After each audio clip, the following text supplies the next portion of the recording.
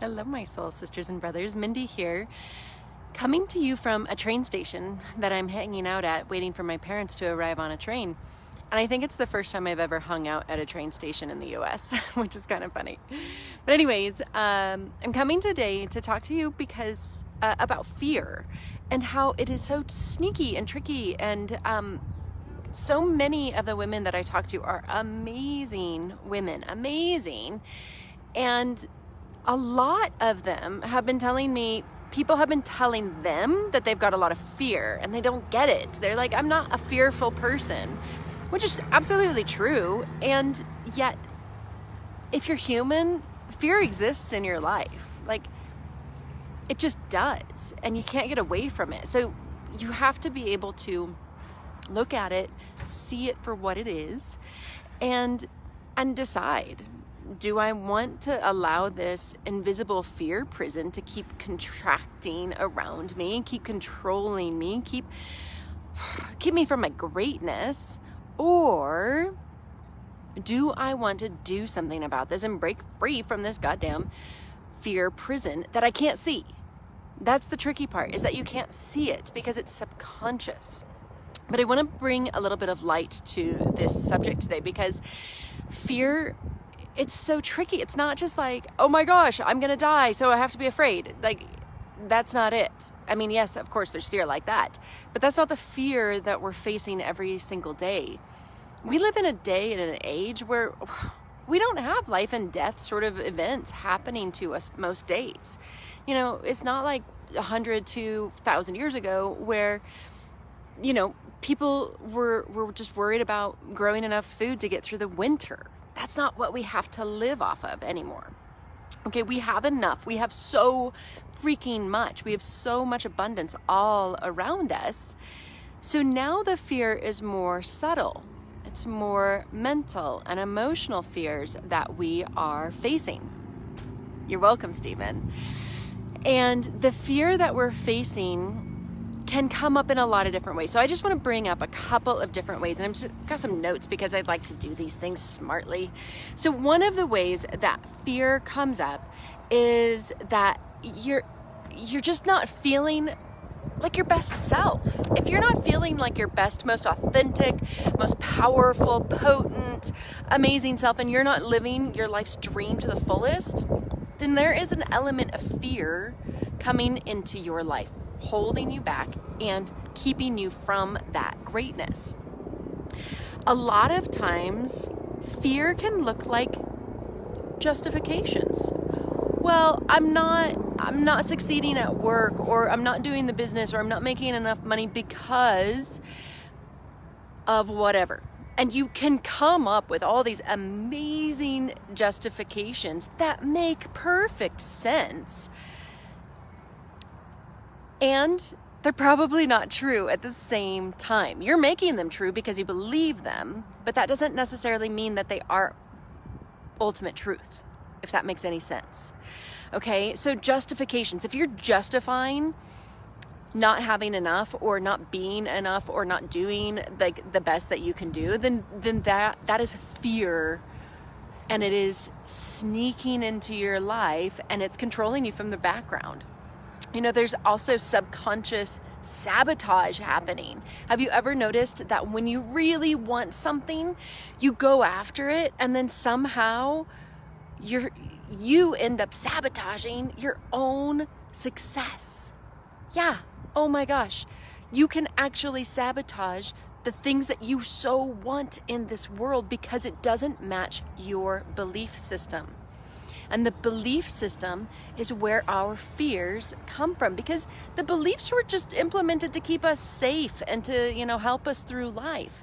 But we outgrow a lot of these beliefs. And if we outgrow them, but we still have them and we haven't cleared them, then that becomes the problem. That's where the fear exists, okay? So if your desires and your beliefs don't match, you end up in a frequency of frustration and not feeling enough. There's inner conflict happening.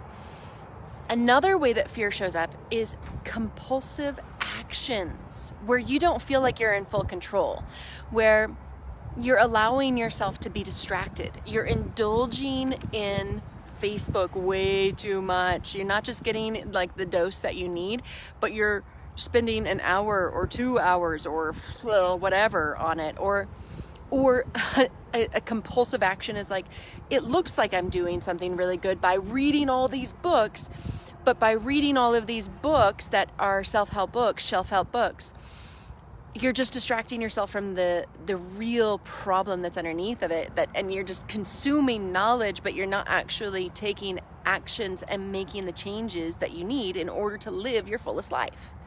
Hope all this makes sense, because fear is really sneaky. It can give you all these great ideas, like I am doing good things for myself. I'm reading all these self-help books. I am binging on YouTube. Oh my gosh, I'm taking all the free classes. And I'm still stuck.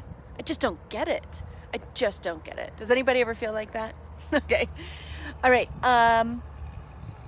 Another thing is that you can be easily discouraged. So, okay, here you go. You have a great desire. You're like, I am going to become a massage therapist. I'm going to do, I'm going to invest in myself, or whatever you're going to do. And you take the actions to get there, but then you hit a roadblock. And you are easily sidetracked.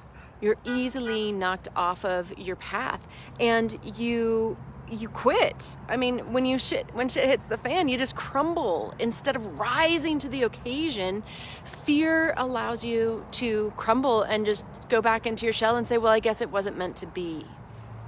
That's the other thing, is that we use destiny to let fear rule us. Well, if I'm hitting this obstacle, well, then it just must not be for me. Instead of seeing the obstacle as the path, you're letting the obstacle veer you off of the path. Okay, so what do we do with all of this? It's tricky stuff. Fear is really tricky. And so for me, really, it starts with having the ability to see it, because you have to bring the subconscious into your conscious awareness. And, when you do this, you're not entirely aware of what's going on, but you just have to start looking for the road signs. You have to start looking for the symptoms of what fear looks like.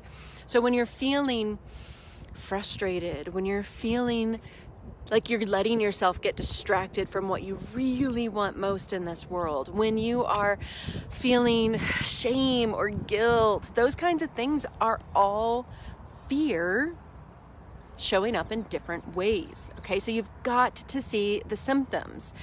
If you're not getting the results that you want, fear is holding you back. Okay, so whatever it is that you want, whether it's making more money in your business, in your spiritual business, whether it's, being able to help more people, or you really want that new car, it doesn't really matter what the thing is that you want. If you aren't getting the results, then fear's hiding in the shadows, and it's holding you back, okay? So see it. And then let yourself acknowledge and see these fear symptoms as openings, as opportunities for you to really stretch beyond where you've always been and embrace something new. Open yourself up to learn something, to get curious. That's step number 3, is really get curious with these fear symptoms and say, all right, what are you here for? Are you really true? Do you serve me and my highest good? Do I want to allow you to keep ruling me from the shadows? And just get curious, get really curious with your fear and these beliefs that are coming to the surface, because if they are coming to the surface, that means you are ready to handle them, because the universe will never give you more than you can handle at any given time. All right, that is a firm belief of mine. So if you are ready, the fear will arise. And that's awesome, because that's an opportunity for you to open up to something new and something expansive and stretch into your greatness. Okay, and then lastly, start taking more spirit-aligned actions. If you want something, honey, go get it, right? Take spirit-aligned actions, and if you get distracted, recognize that you're getting distracted and come back to your purpose. Your purpose, your why, who you are being, showing up as, that's what's important when fear shows up. You get to choose who shows up. So allow yourself this opportunity to start taking really spirit-aligned, conscious actions rather than letting yourself be ruled by, whoa, I had something great, compulsive actions. Conscious actions versus compulsive actions, okay? So once again, I'm just going to recap. If you are feeling fear, if you're not sure if it's there, but you're kind of maybe not showing up as your best self, then you've got to just start to see it. See the symptoms. Number 2, you got to see these things as openings and allow your light in on your fear prison and learn from these things.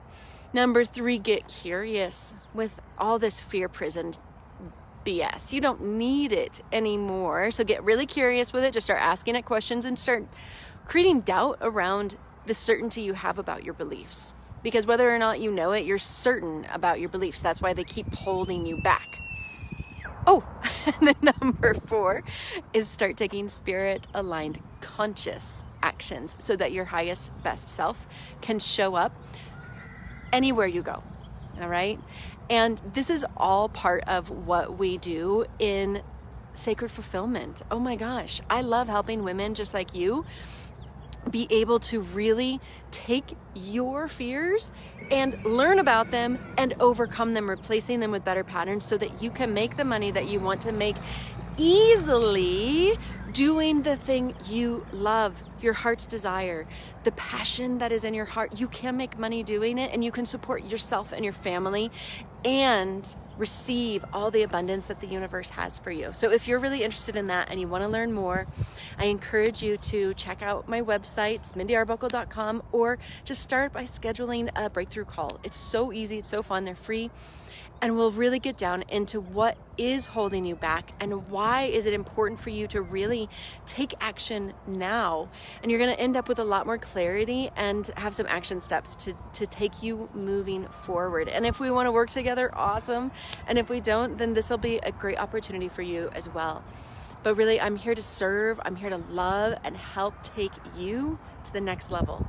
And I love doing that because I've done it I don't even know how many, countless times myself, and I've helped so many other women get to the next level. That's where I specialize in. I love getting people to the next level of their life and of their spiritual entrepreneur business. All right, so to schedule that, just go to mindyarbuckle.com/talk.